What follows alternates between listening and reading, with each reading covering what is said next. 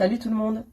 Je voulais vous faire une petite vidéo aujourd'hui pour vous parler de cette démarche que je suis en train d'entreprendre, de me faire aider, seconder et de déléguer une partie évidemment seulement de mes activités à une assistante, ce qu'on appelle une assistante virtuelle, qui existe en vrai, mais qui n'est pas physiquement présente avec nous.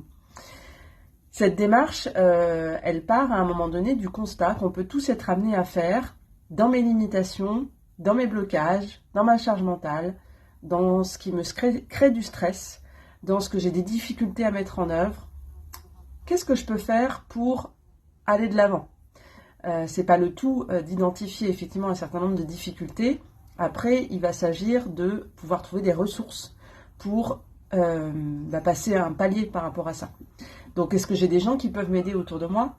Est-ce que je peux me former à un outil que je ne connais pas et que je ne maîtrise pas ?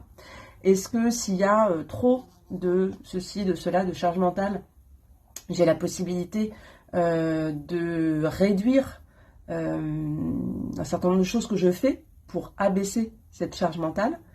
Là, en l'occurrence, moi, je faisais le constat depuis un certain temps que j'étais assez limitée avec un certain nombre d'outils techniques, avec la technologie.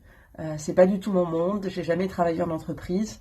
Mon installation en tant qu'auto-entrepreneur il y a à peine 2 ans, 2 petites années, ça a été le grand saut avec tous ces outils, cette nouvelle technologie, les réseaux sociaux, etc., etc.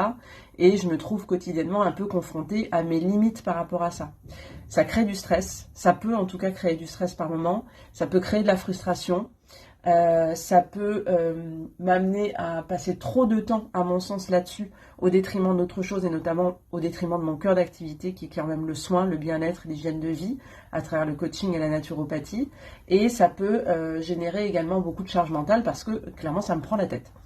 Donc, j'en suis arrivée, effectivement, à cette maturation, parce que ça ne s'est pas fait en un jour, et à cette envie de déléguer un certain nombre de mes activités, et à pouvoir être aidée par une assistante virtuelle. J'avais déjà délégué quelques tâches précédemment à une copine, collègue, qui était un peu plus douée que moi sur certains aspects techniques. Et là, j'ai vraiment envie de contractualiser quelque chose de plus pérenne et de plus cadré en termes d'activité. Quelqu'un qui puisse m'aider sur ce qui est administratif, ce qui est facturation, ce qui est réseaux sociaux, ce qui est communication, ce qui est devis, répondre aux mails, peut-être mettre en place une newsletter, etc., etc. Alors évidemment, c'est toujours moi qui reste derrière. C'est pas quelqu'un qui va faire ce travail complètement à ma place, mais en tout cas qui va pouvoir m'aider et me seconder dans cette démarche.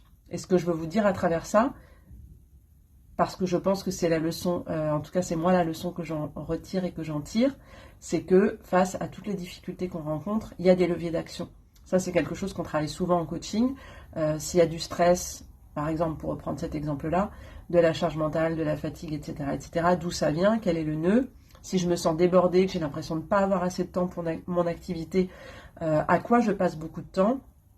Comment je peux faire, du coup, seconde question, pour alléger ce côté un peu chronophage de certaines activités, pour ne pas être trop dans la frustration et garder du plaisir et de l'épanouissement dans mon activité, parce que c'est une activité que j'ai choisie, donc il n'est pas question de la subir plus que ça. Et qu'est-ce que je peux mettre en œuvre du coup, soit en me formant à quelque chose, soit en déléguant, soit en réduisant. Ça peut être aussi de ne plus faire certaines choses, de ne plus, par exemple, là, communiquer sur les réseaux sociaux, etc., etc. Cette démarche, elle n'est pas simple. Moi, j'arrive à peine à ma 2e année d'entrepreneuriat, donc je n'ai pas encore un gros chiffre d'affaires. Et clairement, débloquer cette somme et l'investir là-dedans, c'est pas une démarche qui est simple. Mais moi, je suis persuadée que ça va énormément m'aider, énormément me soulager, me créer du temps du coup et m'offrir du temps pour autre chose et encore une fois pour mon cœur d'activité, pouvoir me recentrer sur ce qui me fait vraiment plaisir et ce qui me fait vraiment vibrer, et je suis certaine que je vais être gagnante là-dedans. Voilà le petit message que j'avais envie de vous laisser aujourd'hui et vous laisser peut-être réfléchir à ça aussi pour vous. Qu'est-ce qui vous bloque ? Qu'est-ce qui vous prend de l'énergie ? Qu'est-ce qui vous prend du temps ? Sur quoi vous avez la main ? Sur quoi vous n'avez pas la main ? Qu'est-ce que vous pouvez déléguer, réduire, annuler complètement ? Sur quoi vous pouvez vous former ? Sur quoi vous pouvez faire de la place ? Voilà, la question du jour. Prenez soin de vous.